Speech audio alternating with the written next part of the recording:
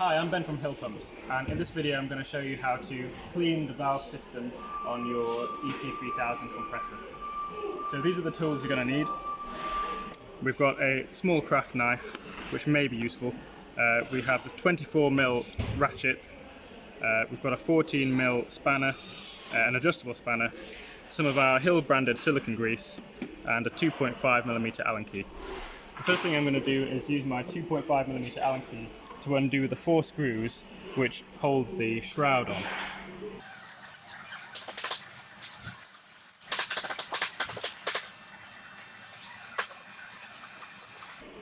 So now we've moved the shroud, you'll see that it's exposed the pump module.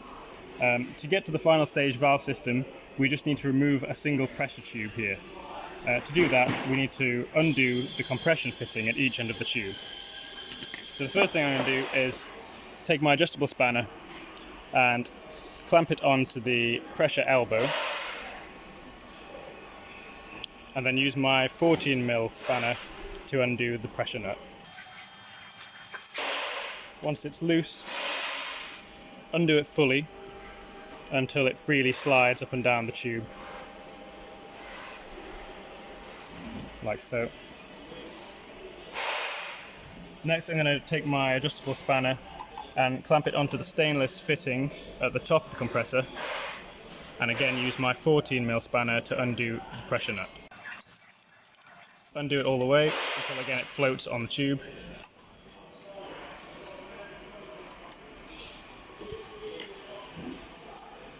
And with a little bit of freeing, you should be able to now take this tube off, like so. Next thing I'm going to do is remove this entire valve system here. We want to undo it from the brass fitting using our 24mm socket.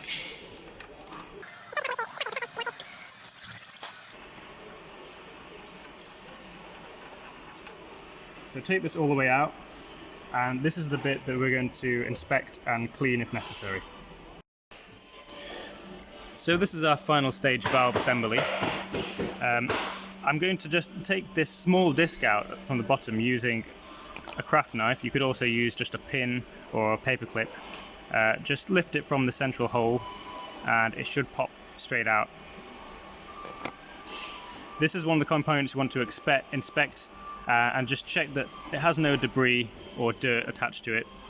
This one's perfectly clean. You also want to just inspect the seat of that valve and make sure that that's also clean. When you replace it, use a small amount of silicone grease, dab that onto the seat, and you should find that the disc seats in place and stays there, allowing you to replace the whole thing without it falling out. We're also going to inspect the bullet valve. To do that, you need to undo this stainless fitting here.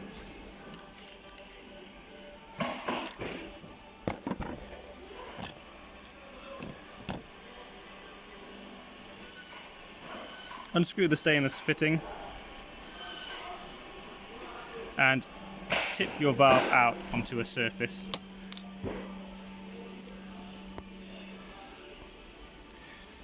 Inspect the valve, make sure there's, again, no debris attached to it. Also, have a look in the valve seat and make sure there's nothing there. If you have air at hand, you could blow this out just to ensure there's nothing there. Otherwise, you could use a cotton swab to just clean it out a bit if you think there's something there. As you replace this stainless fitting, you must ensure that the valve is straight. If you can screw it all the way down by hand, then everything's fine. If it stops halfway, it means that the valve may not be straight. Just double back a little bit and then screw it in again, and you should find that it straightens itself. This is important so that we don't crush the valve as we tighten it down with the spanner later. Now we've cleaned our final stage valve assembly, we can replace the whole thing. To do that, we only need an adjustable spanner. Ensuring that the valve disc is correctly positioned in its seat with the black dot facing you, you can now screw the thing in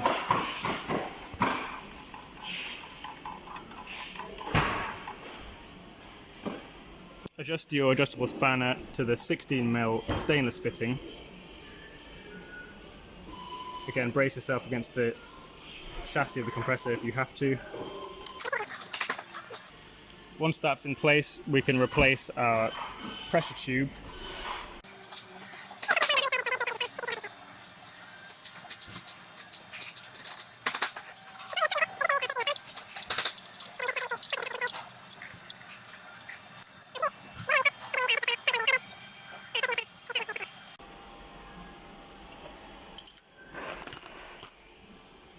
Finally, we'll replace our green shroud again.